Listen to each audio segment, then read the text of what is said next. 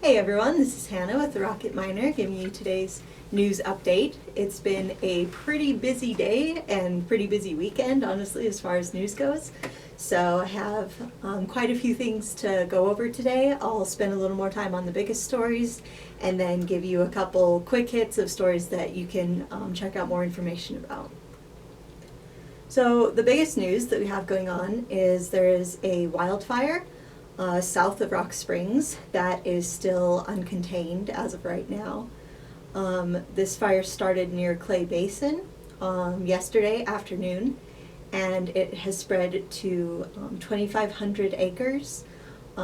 That's where it was at earlier today. I'm sure it's actually probably spread a little bit more since then, but that was where it was at the last time we got a more specific update. The Sweetwater County Fire Warden gave an update about this fire to the county commissioners at their meeting this morning. He said that they think lightning may have started the fire around 2 p.m. Yesterday on the south side of Richard Mountain in Clay Basin. That's about 40 miles south of Rock Springs. And the fire started and then grew rapidly in the inaccessible terrain that's out there. BLM officials said that the wildfire was burning in sagebrush and grass and juniper, and it's moving in a northeast direction. The fire did spread into Utah early this morning. It crossed the Browns Park Road and moved onto some private property. Other than that, it had mostly been on BLM land. The firefighting efforts are coordinated between the BLM, the state of Wyoming, and the Sweetwater County Fire Department. So as I said, as of right now, it's still uncontained, but they are working on that. Connected to that, we've had a fire weather watch in effect. It went into effect 2 p.m. yesterday, which is ironically about the same time they think that this fire started. There is still a red flag warning in effect until 8 p.m. tonight. The National Weather Service office in Riverton issued the fire watch and then the red flag warning, and they explained that the low humidities and warm temperatures and gusty winds are the weather conditions that combine to create this increased risk of fire. It creates conditions that can easily lead to wildfires starting, and then those fires can just keep spreading as the conditions continue. So those conditions will continue till about 8 p.m. tonight, and then it's expected to start getting a little bit better around then. But these conditions do create erratic fire behavior with the fires that do start and have the potential for new fires to start. Hopefully we won't have any new fires in the remaining time period we have under this red flag warning, and hopefully once the conditions start to improve later tonight, that will help everyone who's out there fighting the Richard fire to be able to get that contained and under control.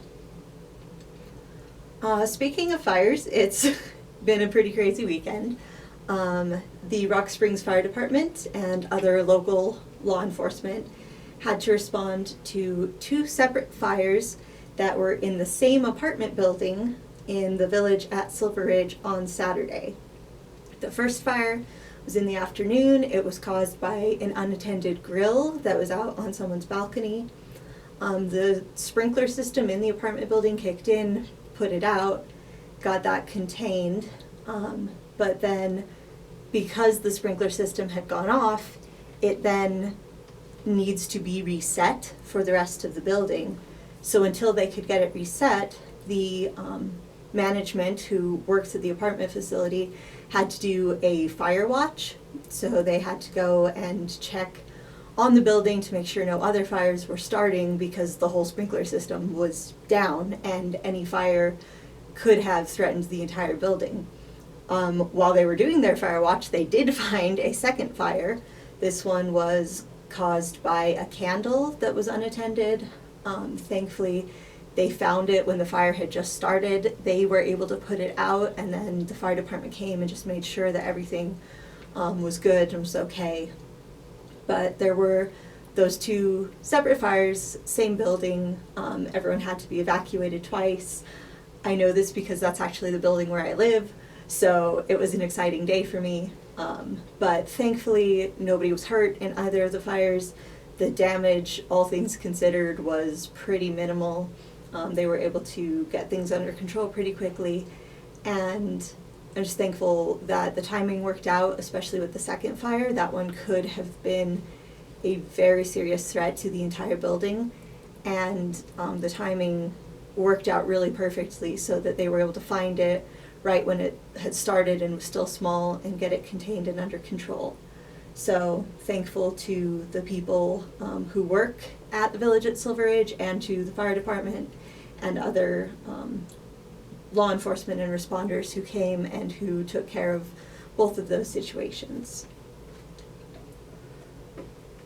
In some COVID-related news, we found out that the Green River Police Department was notified yesterday afternoon that one of their officers tested positive for COVID-19. This officer works in the patrol division. They were tested after they started exhibiting symptoms while on their days off. This employee was directed to self-isolate, and the employee's partner officers were directed to self-quarantine for the 14-day incubation period. The origin of how this officer contracted the virus is still unknown and under investigation.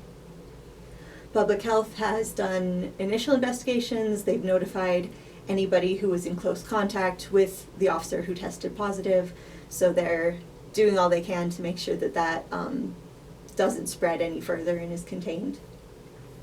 The police department said, "We believe this to be a single positive case. The individual is in good condition and isolating from home." Since they learned that the officer did test positive, the department took some specific actions in response. They notified additional city employees who may have also been exposed. They completed a deep cleaning of the facility and designated police vehicles. And they initiated the Public Health Department's contact investigations and will be conducting additional testing as needed. The GRPD wanted to stress that this should not deter the public from calling 911 when they need emergency assistance. The police department is still there to do their job and respond. They're taking care of this officer in the situation to make sure that it doesn't spread further, but they are still there to keep serving the community and doing their job. And so they're working to take precautions against COVID and to be able to keep doing their work. As far as the COVID-19 numbers go for Wyoming, today we have 2,392 confirmed cases and 492 probable cases. We're up to 237 confirmed cases in Sweetwater County. And for Wyoming as a whole, we have 573 active cases. This has been going down a little bit over the last few days, which is great. Obviously, it's still quite high, but it's good to see that some of the recoveries are starting to catch up with the new confirmed cases that keep coming in, so that's starting to maybe level out or go down a little bit. Hopefully we can keep it going in that direction. Governor Mark Gordon will be holding another media briefing with Dr. Alexia Harris to provide an update on COVID-19 and the CARES Act spending for Wyoming. This will be tomorrow, Wednesday at 3 p.m. and that will be live streamed on the Wyoming PBS channels, and we'll share the video on our Facebook page. Those are most of the big stories and updates, but as I said, it's been a pretty busy weekend, so there are still several other important newsworthy stories that you can check out and get more details about. Applications for the next 2 rounds of funding for businesses and nonprofits through the COVID-19 Business Relief Program are open now. So for anyone you know who's a business or a nonprofit owner and they need some help, they can now start applying for that funding. The Green River Parks and Recreation Department announced that there won't be any flag football this fall because of COVID-19 concerns. So in its place, instead of that, they're going to be hosting a second outdoor soccer season. So anyone interested can look into more details about registering for playing soccer this fall. We found out that the original JCPenney store in Kemmer has been put up for sale. The JCPenney company declared bankruptcy in May, and they've been working on restructuring, and that's included a lot of announcements about stores that they'll be closing. Just on Friday, they released another list of stores that will be up for an auction that'll happen in September. And surprisingly, that included the store in Kemmer, which was the first store and has a lot of history and has been kind of a popular tourist spot. So that was surprising and sad to find out that that store will probably be sold, might be closing. Wyoming has also been affected by an onion-linked salmonella outbreak. So Wyoming residents should not be eating any onions from Thompson International Inc. or products that are made with those onions. So if you're going to be eating onions, just check where they came from.